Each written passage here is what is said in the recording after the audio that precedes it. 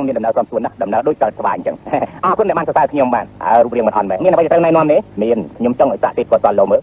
អូមិនបញ្ហាទេចាំខ្ញុំសាកជូនមួយដៃពីរក៏បានដែរបាទក្បាច់មកអូពិសេសមែននេះគេហៅក្បាច់អីបាទនេះគេហៅថាក្បាច់អាទីទេបាយផ្កាបាទចូលអញ្ជើញចាំមើលតទៅទៀតខ្ញុំនឹងបង្ហាញក្បាច់ថ្មីទៀតបាទ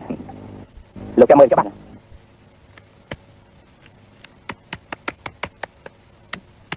你再进品牌少年。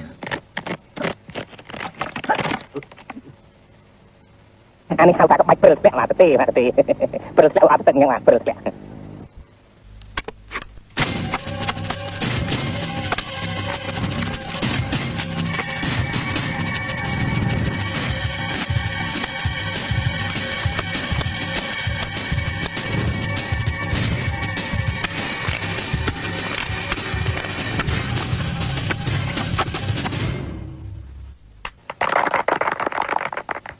នេះខ្ញុំធ្លាប់ទទួលតាំងពីខ្ញុំមិនទាន់ទទួលរហ័សជំនាញថាជាស្ដេចឌីម្លេះ